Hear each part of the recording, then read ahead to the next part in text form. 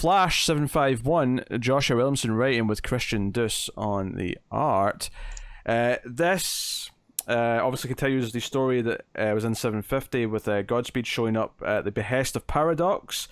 And of course revealed in this issue that Godspeed was playing Paradox to find out what his goals were and what he was up to, and gave that kind of a moment. We get a little bit of backstory in Godspeed, just in case you've forgotten it. There's a nice little bit of narration at the start to sort of remind you, here's who Godspeed is, and so on. Given that Godspeed was the very first arc, I think that's pretty acceptable. Right, I think that's fair, yeah. I forgot he was an undercover detective at one point. And he leads it that he was undercover. So when it pays off that he was just trying to milk Paradox for what he could, I like that. If they are going to make him the Jason Todd of the Flash family, it does feel like that, doesn't it? Yeah, this goes in the right direction. Where it's like, I'm going to do bad things sometimes, but I'm going to do it in the name of the righteous. That's okay by me. It's better than Jason Todd. Yeah, well, I don't know what to say. Also, he has a great name, August Hart. Like, that's just I thought you were talking about Godspeed, which is also a great name. That's also a good name too. Because that's always like a farewell, right? Like, Godspeed, young man. Yeah. Yeah. So, I still hate Paradox. I don't like it. Why did you even read this, Matt? No, it's not like. So what do people have told me? Because I put up a poll on, I think it was yesterday. Because I got all my comics read early. Should I read Flash 751? And it was overwhelmingly yes. So I gave it a shot, and a lot of people have said, since I stopped reading it, however many issues ago before 750, I think it was 1 or 2. It has gotten better. That's how long he was off the book. It was like 2 or 3 issues. We said be back. Yeah. So, that said, I don't like how everything ties back to the fight with Turtle. I really don't like that. So sure, oh no, I agree with that. I will say this though, I thought 750 the main story was an improvement, and I think this issue pretty much kept that going. It still felt like that atmosphere that I liked in the last issue. I think the fight looked good, the racing around looked good. I think Paradox does look like shit, but I do love the concept of a Flash villain who's after him because every time he's messed with the time stream that things have changed and whatnot.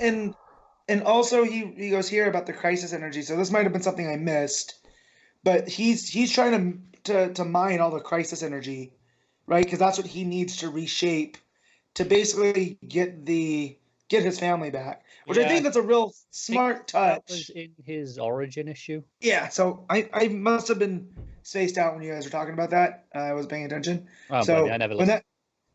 So when that came up here, I was like, all right, Williamson, that's a fun touch for a villain here. But yeah, his design sucks. Yeah, his visual appearance is crappy, but the actual motivations I think are pretty interesting. And I liked Iris kind of looking into things and finding that Commander Cold I like tape. That in concept. I really don't like a lot of her dialogue and her narration boxes. Feels kind of off to me. A little bit off.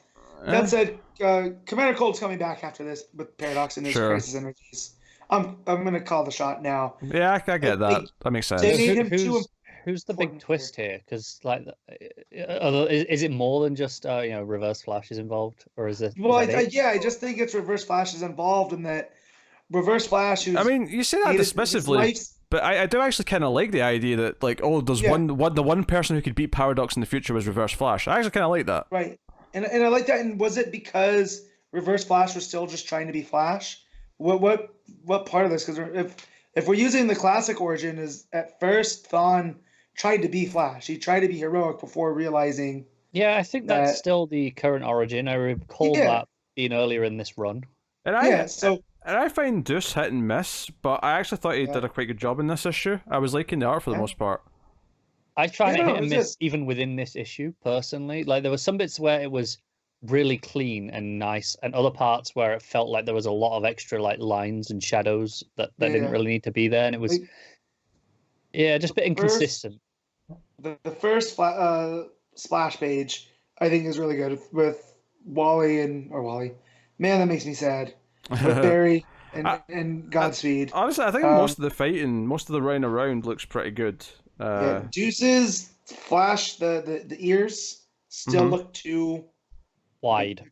Yeah, they're not sleek. I think it just because a lot of the time it's so clean, and then there's a panel here. It's just before Paradox smashes through Godspeed, and he said your resolve filled the people of Central City with, and it's looking at Barry.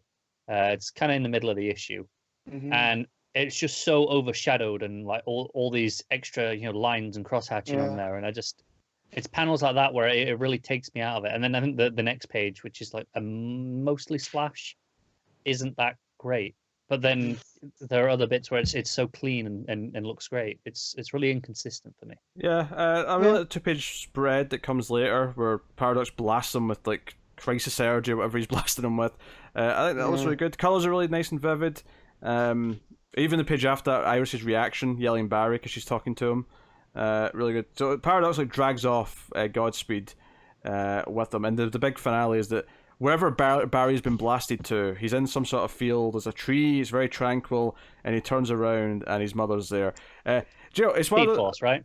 Yeah, Speed Force. Yeah. One of the things that really makes me laugh though is I think the TV show kind of ruined these kind of moments for me because the TV show overdid this so much. All the time, at least once a season.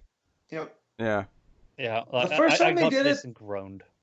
Yeah, the first time they did it on the show, I think it was the Kevin Smith episode. Towards the end of, I want to say it's season 2, and it was really well handled. Then it was kept doing it. Yeah, and now here it has no meaning, and that's not Williamson's fault. Like, yeah, it's unfair because I got to this and went, oh, great, this, and it's not fair because Williamson didn't do anything wrong. He didn't deserve as much as I've had problems. There's nothing wrong with this beat. But I'm just sick of seeing it because of the TV show. Well, and I also feel like it's one of those false cliffhangers that Williamson's known to do where she's going to be like, Barry, you got to get back up. You got to run. And I know she's going to tell Barry you got to run. That's probably what's going to happen. Like but also I am more interested in Godspeed Paradox throwing Godspeed on the cosmic treadmill. Yeah, I thought that's what was happening as well. We never see it get quite to that. He walks towards. He's dragging him towards it. The last we see of him. Yeah, interesting though. He still has work to do, but I did like the Zoom stuff or the Reverse Flash. We can't call him Professor Zoom anymore because of Zoom. Zolomon. Separate character. I like this issue for the most part. I think it felt like a Flash issue, which is something that the book didn't feel like for a long time. Has it? Yeah. Just further away we can get from year 1, and if we could just Speed Force it out of existence, that's fine by me. We'll probably get to that point, but I mean, other than a couple of references to when you were fighting the turtle, that's when my thing happened. Yeah. Like, other than that, like I don't have a whole lot to complain about. It's not like an exemplary issue by any means, but much like 750's main story, I'm kind of just like enjoying the dialogue. I'm enjoying the action. Like it feels like a Flash story. Yeah. So also here him saying that Barry died in the Crisis. Is Crisis still that in canon? Is this the point is, Matt, the point is that Paradox is outside of all that. The timelines. He can remember all of it. Okay. That's what I'm saying, because I didn't read that issue, and I also didn't listen. So that's where I wasn't like, wait, so now they're just adding things there. Yeah, I think he tries to. That makes more sense. If you're aware of it, there is stuff here, like he talks about, Barry creating the Flashpoint, and he kind of remembers before. Right. So there are things there that kind of put the pieces in. Right. Yeah. So then he's basically outside of time and space itself. Yeah. Yeah, I don't know how much, if anyone remembers the original Crisis, given Flashpoint and Rebirth and everything in between. But that's my point. Like, Barry technically didn't do that, so. But that's the point. This is the book telling us is that Paradox is outside that and can see all that. He can see because the whole point of that character is he can see every time Flash has been messing with the time stream, and Crisis is one such shift. And it's funny. It kind of reminds me of what we were talking about last time with the new villain or whatever's going on in Justice League Odyssey. I'm sure Matt will get there eventually, and Pete, if he actually catches up as well, I don't know. But we were talking about how they were rewriting time, and kind of correcting and using. Picking this crisis or that crisis and kind of changing little bits, but very aware of all these multiple. Yeah, so that's what I was going to bring up. I was saving it for this because of the whole paradox thing and the crisis. So in Justice League Odyssey, spoiler for Pete coming up here, you find out that Darkseid was able to make them all gods in the Ghost Sector by he found a way to manipulate hypertime. So Darkseid's been messing with the timeline in the Ghost Sector. Of course he has. Right? And that he did this because in order to have anti-life and to make him more important, he needs life.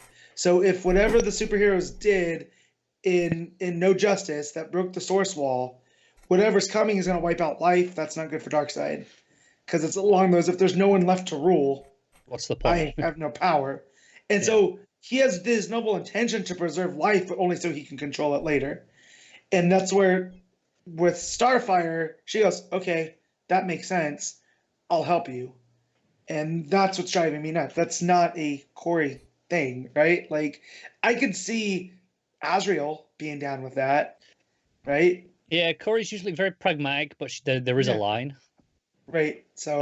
I think working with Darkseid is quite over that line. And if this is relatively early, this is issue 7, 8 that this pops up in, by wherever we're at now, where we're talking about someone messing with crises and being aware of stuff, that would all make sense if Darkseid's messing with hypertime. Because we all know what happens when you mess with hypertime in the DC universe. Like, stuff starts to get wonky. There's time remnants. There's, the time masters and all this other stuff. So... that's the biggest loss of any of this 5G stuff. Because I was looking forward to all the timeline shenanigans. Yep, me too. Like just the prospect of Booster and Rip Hunter, and how they really, because they're the ones that are always outside of stuff too. Like Booster. That was one of the things I always loved about Booster was he knows all this stuff, but he can't tell anybody because it wouldn't make any sense to them. Like the times he went back to try to save Barbara Gordon from the Killing Joke happening. But because it's a time that's basically cemented into the timeline now, he can't change it no matter what he does. And he knows this, but he can't tell anybody. So the fact, if that's happening in Justice League Odyssey, if that's happening here now with, Paradox and him being aware of everything, and that almost being not an instigator, but you know what I mean? It led to the 5G.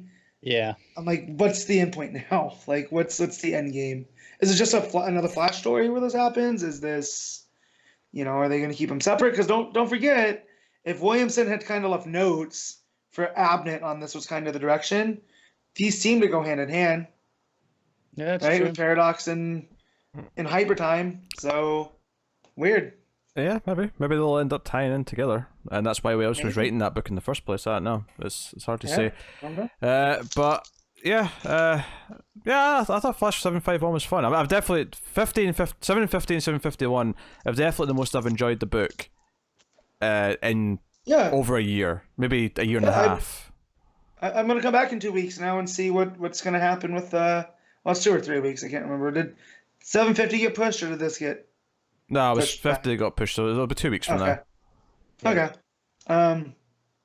So yeah, I'll look forward to 752 now. Yeah. To see what happens with the mom. So what are you giving it, Matt? I'm gonna give it a 7.5. Same as Superman.